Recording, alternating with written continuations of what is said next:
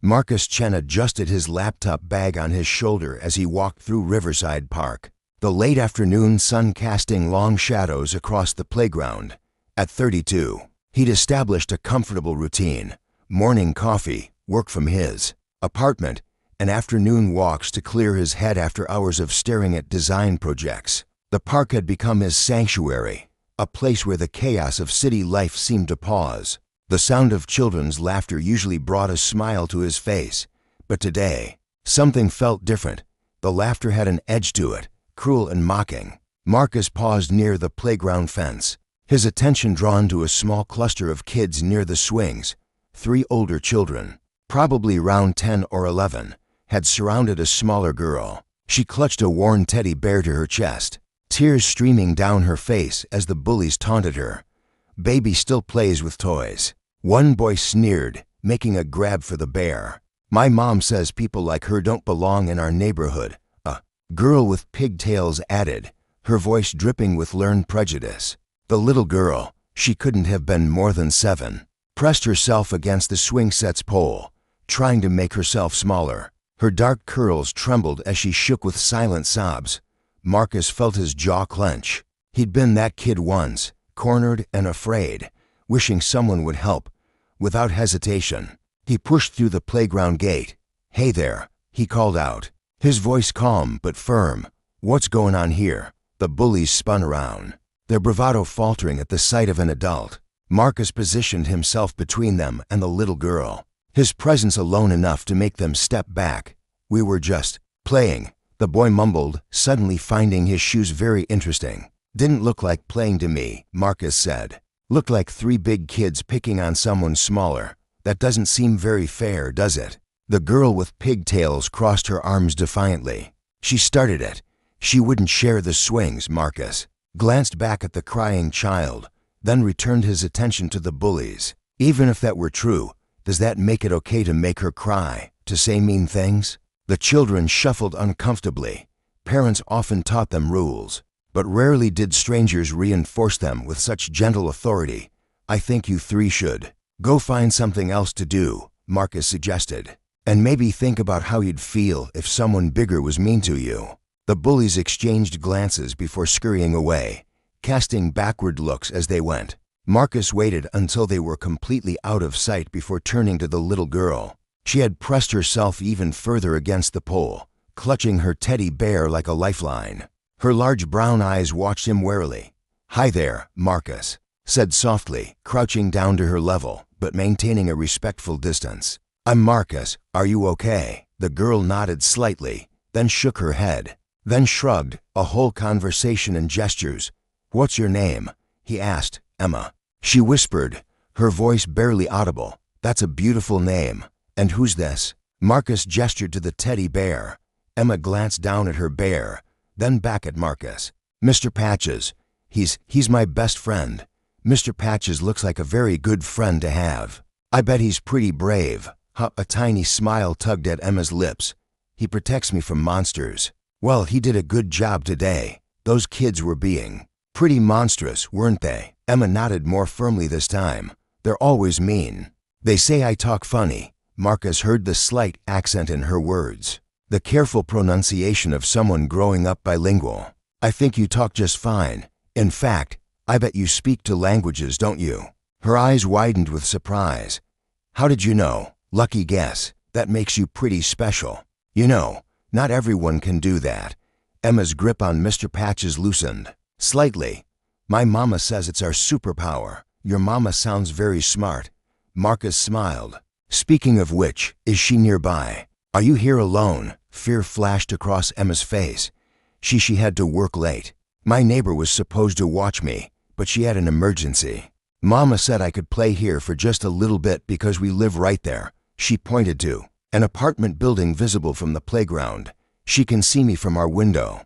Marcus followed her gesture, noting the building's proximity. He understood the difficult balance single parents faced, though he worried about Emma being alone. "Tell you what," he said. "How about I sit here on this bench and do some work on my laptop while you play? That way, if those kids come back, you won't be alone. Would that be okay?" Emma bit her lip.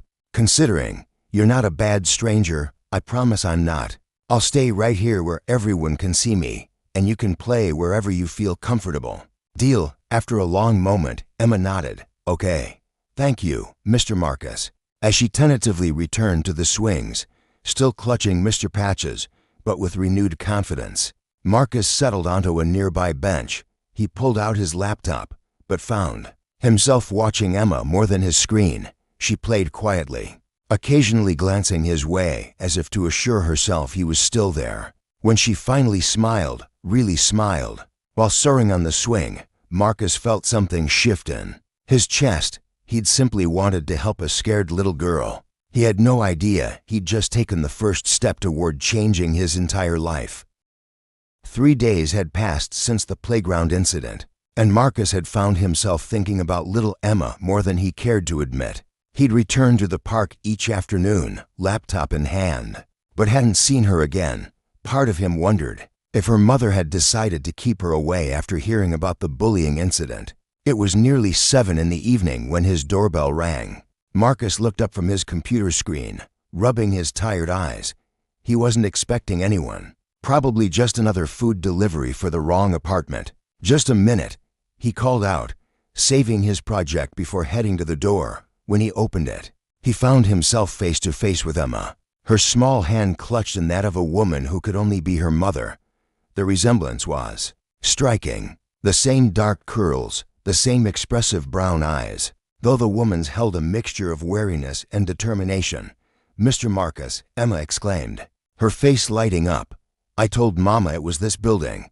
I remembered. The woman, she couldn't have been 30 yet, tightened her grip on Emma's hand. Emma, honey, we talked about this. You can't just, she stopped, taking a breath before addressing Marcus. I'm so sorry to bother you. My daughter insisted she knew where you lived, and she's been talking about you non-stop since Tuesday. I'm Sophia Rodriguez, Emma's mother. Marcus found himself momentarily speechless. Sophia was beautiful in an understated way. Her nurse scrubs wrinkled from a long shift, her hair pulled back in a messy bun, but her face radiant with a mother's fierce love. It's no bother at all, he managed. I'm glad Emma's okay. I was actually wondering if I'd scared you both away from the park. Sophia's expression softened slightly. Scared us away. Emma told me what you did. How you stood up for her. She paused, emotion flickering across her features. I came to thank you, and to apologize. Apologize? For what? For my daughter being alone in that playground. For a stranger having to protect her when I should have been there. Her voice caught slightly. Mama, don't cry, Emma said quickly, tugging on her mother's hand. Mr. Marcus was nice. He has a computer like the one in your dreams. Sophia's cheeks flushed. Emma, that's not. Would you like to come in? Marcus offered. Sensing her embarrassment, I could make some tea or coffee, and I might have some juice boxes in the fridge. We shouldn't impose. Please, Mama. Emma looked up at her mother with pleading eyes. Mr. Marcus is good. Mr. Patches told me so. Sophia glanced between her daughter and Marcus, clearly torn. Finally, she sighed. Just for a few minutes. But Emma, you need to remember our rules about stranger danger. I know, Emma finished. But Mr. Marcus isn't a stranger anymore. He's a friend. Marcus stepped aside to let them in, trying to see his apartment through their eyes. The space was modest but clean, with large windows overlooking the street. His desk dominated one corner, multiple monitors displaying various design projects. Wow, Emma breathed, immediately drawn to the colorful graphics on his screens. You make pictures on computers? I do, Marcus said, pulling out chairs for them. I'm a graphic designer. I help companies make their websites and advertisements look nice. That's so cool. Emma's enthusiasm was infectious. Mama, look, it's like digital art. Sophia had been quiet, taking in the surroundings with the careful assessment of a protective mother. Emma loves art, she said finally. She draws constantly. I could show her some simple design programs sometime, Marcus offered, then quickly added, I mean, if that's okay with you. Only if you're comfortable with it. Sophia studied him for a long moment. Why did you help her? The directness of the question caught Marcus off guard. Because she needed help, he said simply. Because I remember what it's like to be small. And scared and alone. Mr. Marcus saved me from the mean kids, Emma chimed in. Settling into a chair, they said bad things about how I talk and about us. Sophia's jaw tightened. I know, baby. Some people don't understand that being different isn't bad. Emma mentioned she speaks 2 languages, Marcus said, heading to the kitchen area. That's impressive. Spanish and English. Sophia confirmed, some pride creeping into her voice. My parents immigrated from Mexico when I was young. I wanted Emma to have both languages, both cultures. That's wonderful. Coffee or tea? Coffee, please. Black is fine. Sophia seemed to relax slightly. Emma, don't touch Mr. Marcus's computers. I'm just looking, Mama, as Marcus prepared the drinks. He found himself stealing glances at Sophia. There was a strength to her, a resilience that spoke of struggles faced and overcome. When he returned with the beverages and a juice box for Emma, Sophia was examining one of his design awards. On the wall, you're very talented, she said, accepting the mug gratefully. Thank you. Though I think being a nurse requires far more talent and courage. Sophia's eyes widened slightly. How did your scrubs, Marcus admitted with a small smile. St. Mary's Hospital, right? That's just a few blocks from here, observant. She took a sip of coffee, some of the tension leaving her shoulders. I work in pediatric care. It's challenging but rewarding. I can imagine, especially as a single mother. At her sharp look, he added, Emma mentioned it was just the 2 of you when she was explaining about the playground. Sophia's expression softened as she watched Emma, who had become fascinated with a digital drawing tablet Marcus had left on his coffee table.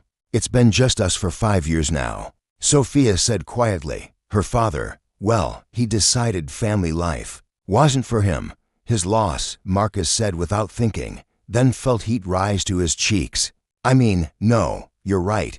Sophia met his eyes, and Marcus felt something electric pass between them. It was his loss. Emma is the best thing in my life. Mr. Marcus, can you show me how this works? Emma called out, holding up the drawing stylus. Marcus looked to Sophia for permission. She hesitated, then nodded. Just for a few minutes, Emma. We need to get home for dinner soon. As Marcus knelt beside Emma, showing her the basics of digital drawing, he was acutely aware of Sophia watching them. Emma was a quick learner, her delight at seeing her scribbles appear on screen infectious. Look, Mama, I drew Mr. Patches. Sophia moved closer to see, and Marcus caught the scent of her perfume, something light and floral, barely there beneath the antiseptic smell of hospital. That's wonderful, baby. She placed a hand on Emma's shoulder, her fingers briefly brushing Marcus's arm. But we really should go now. AWW, do we have to? Yes, we do. What do you say to Mr. Marcus? Emma stood and surprised Marcus by wrapping her small arms around his waist in a quick hug. Thank you for teaching me and for saving me from the bullies, Marcus returned the hug gently, touched by the gesture. You're very welcome, Emma. As they prepared to leave, Sophia lingered at the door. Thank you, she said softly, not just for helping Emma, but for this, for being kind when you didn't have to be. It was my pleasure, Marcus replied, meaning it. Maybe I'll see you both at the park again? Sophia smiled, the first full, genuine smile he'd seen from her. It transformed her face, and Marcus felt his heart skip. Maybe you will, she said. Emma usually plays there on Saturday mornings when I'm off work. Saturday mornings, Marcus repeated. Good to know. As they left, Emma waving enthusiastically from the hallway, Marcus closed the door and leaned against it. His quiet, orderly life had just been disrupted by a 7-year-old with a teddy bear and her beautiful, brave mother. Somehow, he didn't mind one bit. Saturday morning arrived with the promise of spring in the air. Marcus found himself at the park earlier than usual, ostensibly to enjoy the weather, but really hoping to see Emma and Sophia again. He'd brought his sketch tablet this time instead of his laptop, thinking Emma might enjoy it more. He didn't have to wait long. Emma's delighted voice carried across the playground as she spotted him on his usual bench.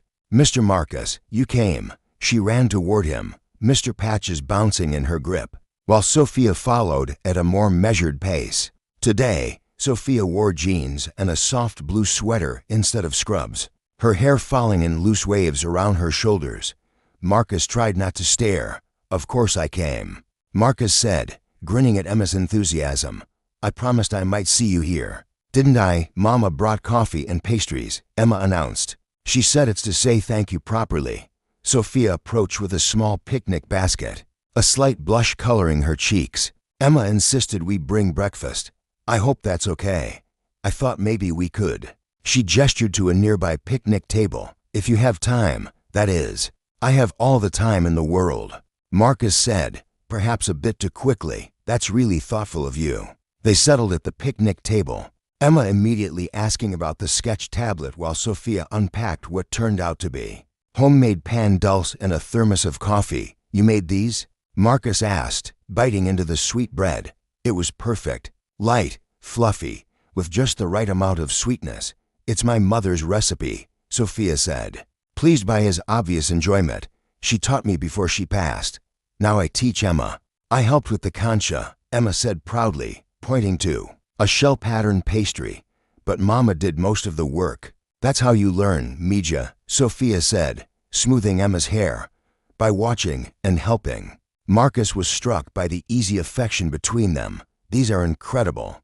My grandmother used to make something similar. She was from Hong Kong. She always said food was the best way to show love.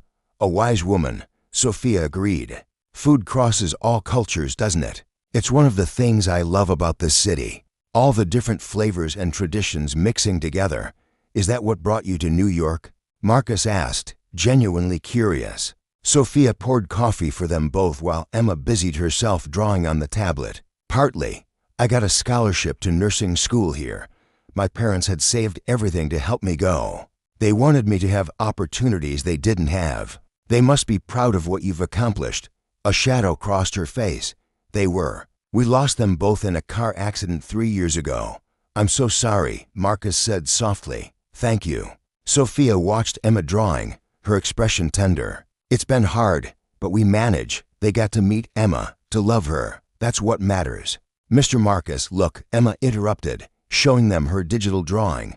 I made our picnic. Sure enough, she'd drawn 3 figures around a table, a small one with curly hair, a taller one that was clearly Sophia, and another figure that presumably represented Marcus. That's beautiful, Emma, Marcus said. You even got the pastries in there. You're in it too, Emma said matter-of-factly. Because you're our friend now. Marcus caught Sophia's eye, unsure how she felt about her daughter's quick attachment. But Sophia was smiling, that warm, genuine smile that made his pulse quicken. Emma makes friends easily, Sophia said. She sees the good in people, like you. Emma added, not looking up from her drawing. Mama says I get it from her. Sophia laughed, a melodious sound that Marcus wanted to hear again. Using my own words against me, smart girl. What do you do for fun? Marcus asked. When you're not working or taking care of this artist here. Fun. Sophia repeated as if the concept was foreign. Eyed honestly.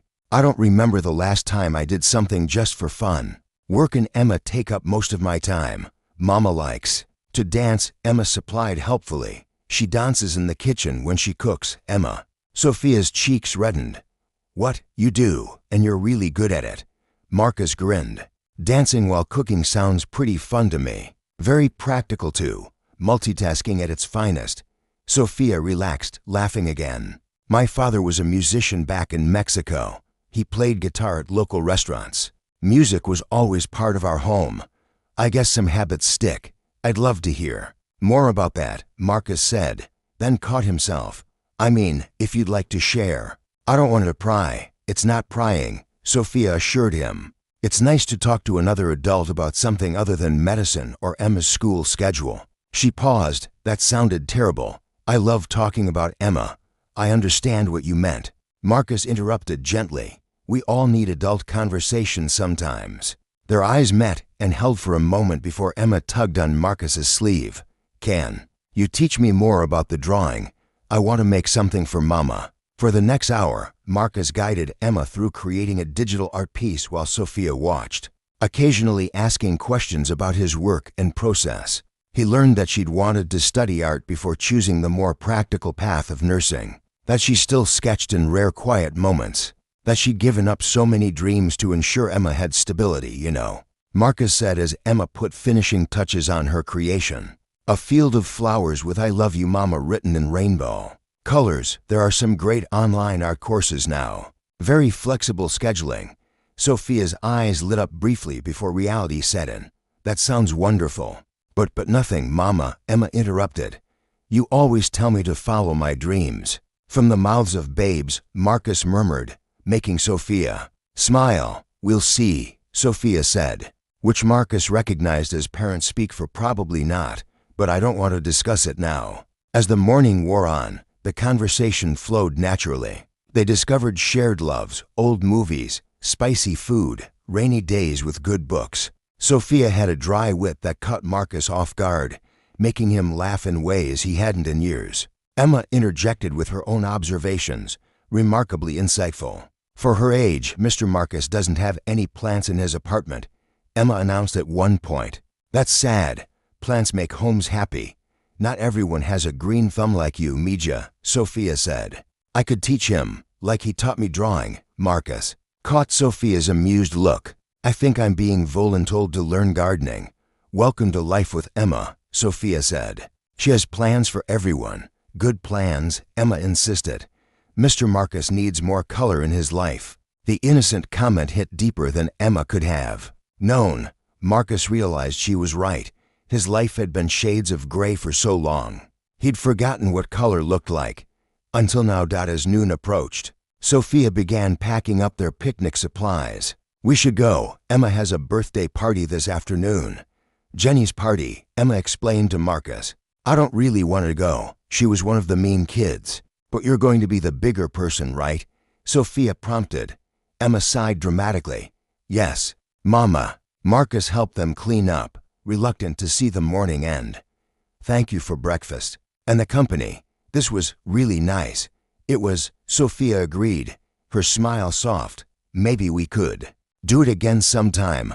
I'd like that, Marcus said quickly. Very much, Emma bounced between them. Next Saturday, same time. Sophia glanced at Marcus, a question in her eyes. He nodded eagerly. Next Saturday it is, Sophia confirmed. But maybe we'll let Mr. Marcus bring the breakfast next time, deal? Marcus said, though I can't promise homemade pan dulce. My baking skills are questionable at best. Store-bought is fine, Emma assured him seriously. It's the company that matters. As they parted ways, Emma gave Marcus another quick hug. Sophia hesitated, then stepped closer. Thank you, she said, quietly, for being patient with her, for being kind, she gestured helplessly. Just thank you. Thank you for trusting me, Marcus replied. I know that couldn't have been easy. Sophia's hand briefly touched his arm. It was easier than I expected. Emma's a good judge of character. As they walked away, Emma chattering about showing her digital art to her classmates, Marcus remained at the table. His quiet, orderly life was becoming wonderfully complicated. The gray was giving way to color. The warm brown of Sophia's eyes, the joy in Emma's laughter, the sweetness of shared pastries on a Saturday morning. He thought about Sophia's abandoned dreams, about Emma's resilience, about the way they'd made space for him at their table like he belonged there. Maybe he did. The Saturday morning picnics became a cherished tradition. 3 weeks turned into 6, and before Marcus knew it, 2 months had passed since that first encounter at the playground. What started as casual meetings evolved into something deeper, richer, a connection that extended beyond the park boundaries. Mr. Marcus, Mama says you can come to dinner tonight, Emma announced one Saturday, bouncing on her toes with excitement. I'm helping cook. Sophia looked slightly embarrassed, but hopeful. You don't have to. I know you're probably busy. I'd love to, Marcus interrupted, having learned that Sophia's default was to give people an out, even when she wanted them to say yes. What time? That evening, Marcus stood outside their apartment door, wine bottle in one hand and a small potted succulent in the other. Emma had been insistent about his need for plants. When Sophia opened the door, the domestic scene that greeted him made his heart clench. She wore a simple sundress covered by a flower-dusted apron, her hair pinned up messily, and the apartment smelled like heaven. "Welcome to chaos," she said, with a rueful smile, gesturing him inside. Their apartment was smaller than his but infinitely warmer. Children's artwork covered the refrigerator, family photos lined the walls, and plants occupied every available surface. It was lived in and loved in, so different from his sterile space. "Mr. Marcus." Emma ran from the kitchen, wearing her own miniature apron. "We're making enchiladas. Abuela's special recipe. Smells amazing," Marcus said, handing her the plant. "This is for your collection." Emma examined it seriously. A jade plant. "These are good for beginners. They don't need much water." "Perfect for me then," Marcus laughed as they prepared dinner together. Marcus marveled at the choreographed dance between mother and daughter. Emma knew exactly when to stir, when to add ingredients, moving around Sophia with practiced ease. They included him naturally, Sophia guiding his hands as he learned to roll enchiladas properly. Emma chattering about school and art and her upcoming dance recital. "You're coming, right?" Emma asked as they sat down to eat. "To my recital? It's in 2 weeks." Marcus glanced at Sophia, not wanting to overstep.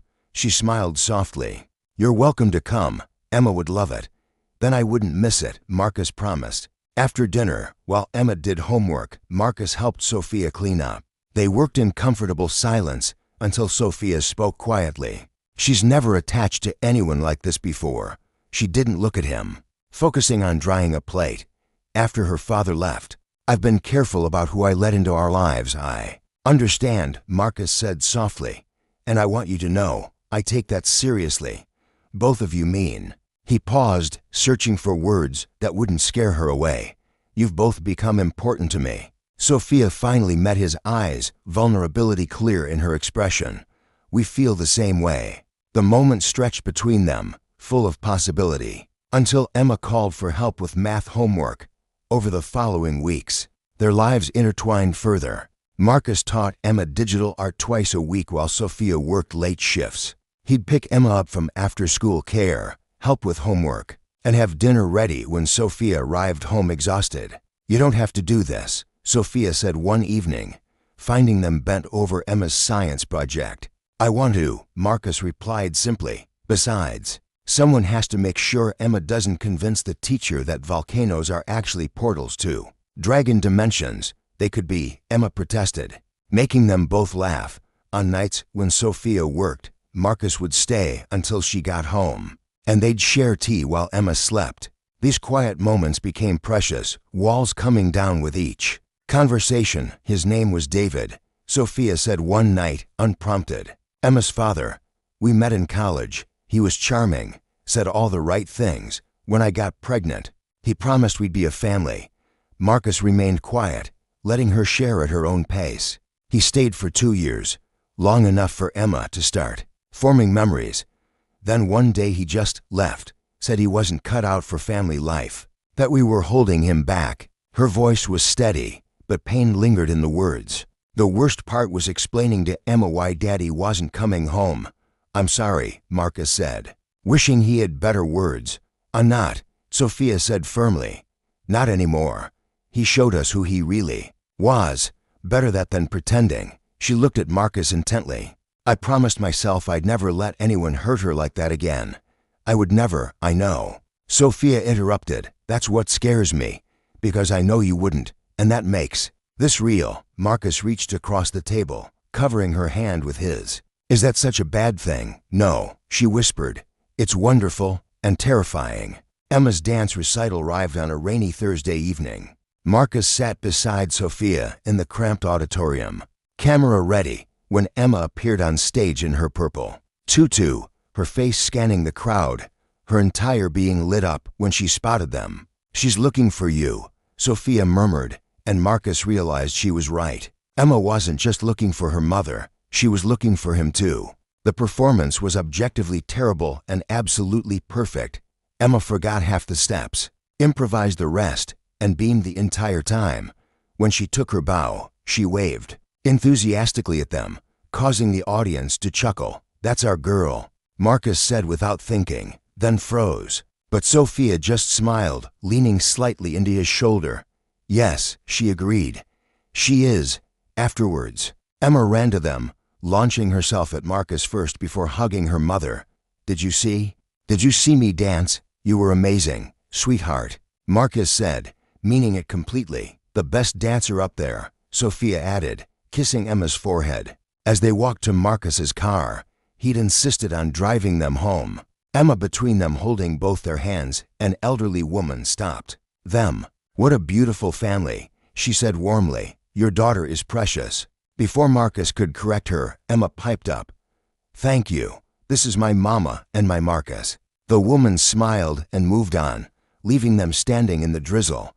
Sophia's cheeks were pink, but she didn't let go of his hand. My Marcus? He asked softly. Emma looked up at him with those wise 7-year-old eyes. Well, you are, aren't you? That night, after Emma was asleep, Sophia walked Marcus to the door. They stood in the threshold, neither wanting the evening to end. She's right, you know, Sophia said quietly. You are ours, if you want to be. Marcus cupped her face gently, thumb brushing her cheek. There's nowhere else I'd rather belong. When he kissed her, soft and sweet and full of promise, it felt like coming home. They'd been growing closer for months, but this was the moment everything changed. Stay, Sophia whispered against his lips. Just to talk, to be here. Marcus pulled her close, breathing in the scent of her shampoo, feeling the rightness of her in his arms. Okay. They talked until dawn, sharing dreams and fears, planning tentative futures. When Emma found them asleep on the couch the next morning, she simply climbed between them, completing the picture. I knew it, she said sleepily. Mr. Patches told me you belonged with us. Marcus met Sophia's eyes over Emma's head, seeing his own certainty reflected there. He was had fallen, completely and irrevocably in love with both of them. With their morning chaos and bedtime stories, with dance recitals and burned dinners, with all the beautiful, messy, perfect reality of their life. Mr. Patches is very smart, he said, pressing a kiss to Emma's curls. The smartest, Sophia agreed, her hand finding his dot, and in that moment, everything felt exactly right.